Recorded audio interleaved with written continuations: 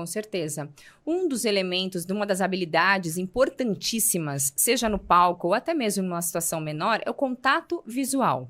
E muitas vezes num palco, o que as pessoas costumam fazer quando não tem um treinamento para isso? Cria uma linha no horizonte e olha para esta linha. Imagine eu conversando com você agora, olhando para o além desse jeito. Você vai achar meio estranho, não vai, Vivi? Total. Vai chegar um momento que você vai começar a olhar ali para trás, ver o que eu tanto olho naquele canto do estúdio. Eu preciso direcionar o olho no olho. E tem um estudo do Texas que mostra até o tempo, a porcentagem que eu devo direcionar o olho no olho para ser mais influente, que é de 70% a 80% do tempo. Nossa, Ou bastante. seja, Da apresentação inteira, da 70, apresentação 80. inteira, de uma reunião também, Entendi. face a face. Eu não preciso ficar 100% do tempo olhando para você, porque vai ficar uma coisa meio esquisita, parece que eu tô invadindo o seu espaço, não é? E tô ficando um pouco com medo também.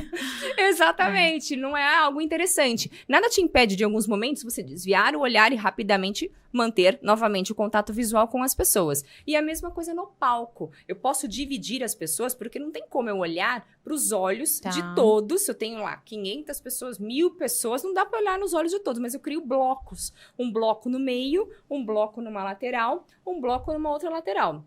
E sempre começando do meio, eu fico ao redor de 3 segundos por bloco. 1, 2, 3... 2, 3, meio, 1, 2, 3, e outro lado, 2, 3, e volto pro meio. E, claro que não é pra ficar contando, né? Senão a gente ia ficar maluco, gente, assim, 1, 2, 3, 1, 2, não. Mas só pra ter ideia da velocidade do olhar, que não é muito rápida, porque senão vai parecer que eu tô meio desesperada naquela situação. E eu também não posso ficar concentrada só num bloco, porque eu meio que excluo as outras pessoas da minha apresentação. Então, sempre olhando de uma maneira equilibrada para todas essas partes do público.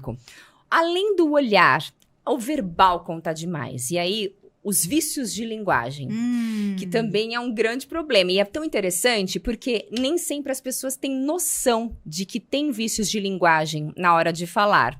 E assim, eu faço mentorias individuais, treinamentos corporativos, palestras, e nas mentorias individuais, que é 1 a 1, então eu tenho muito mais chance de investigar o que você pode melhorar na comunicação, eu transcrevo um discurso da pessoa, uma apresentação que ela faz para mim de improviso, eu transcrevo palavra por palavra e eu faço algumas marcações. E eu transcrevo até um vício de linguagem. Então, se ela falou, né, tá, aí, ok, aparece isso no discurso.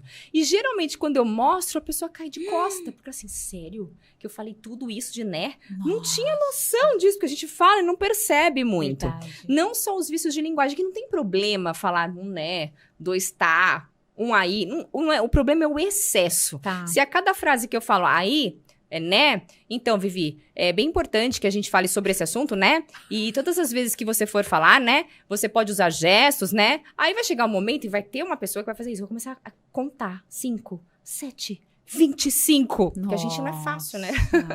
E acaba tirando a atenção, desviando a atenção das pessoas, que, claro, meu assunto é o mais importante, só que as pessoas vão ficar atraídas pelo meu vício de linguagem. Além do vício de linguagem, a pausa preenchida por sons, que também acontece muito e que descredibiliza a nossa fala. Imagina que você está numa negociação com um futuro cliente e você...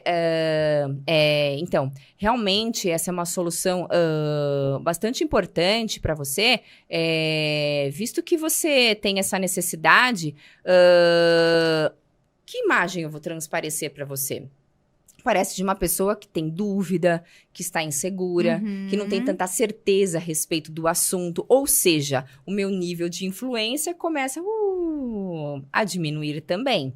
As pessoas recebem melhor o nosso silêncio do que todos esses preenchimentos. E é claro, por que a gente usa esses... e tem gente que usa até para falar o nome. Meu nome é Fernanda. Peraí, mas eu sei que meu nome é Fernanda. Por que eu usei esse É por hábito. Não é só porque eu não sei a respeito do assunto, ou porque eu estou estruturando o que eu vou falar na sequência. Mas é um hábito que eu tenho de, a cada bloco, a cada trecho da minha fala, incluir esses sons. E as pessoas recebem isso de maneira negativa. Por isso, o que é interessante, até aproveitando aqui os nossos espectadores, é que você grave, faça vídeos. Você se apresenta apresentando, contando a sua trajetória profissional, apresentando a sua área de atuação. E nesse vídeo, você vai analisar quantas vezes você falou ou esticou a última sílaba. Quantos vícios de linguagem você teve? E os estudos mostram que é insignificante para o ouvinte quando eu falo de 1 a 2 vezes no minuto. Ou seja, falou mais de 2 vezes no minuto, já dá para melhorar e incluir a pausa silenciosa. E é claro que esse silêncio também tem que ser estratégico, porque eu não posso falar com você, Vivi, cri, cri, e fazer uma pausa longa dessa, que você pensa, travou-lhe a Fernanda.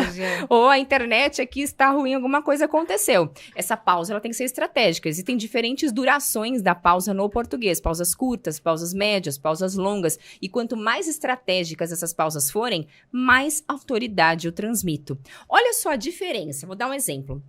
Eu posso falar assim pra você, Vivi, todas as vezes que você for falar em público, é muito importante que você observe a linguagem corporal, o seu discurso e também as pausas. Você entendeu o que eu falei. Agora, olha a diferença de eu incluir mais pausas, Vivi.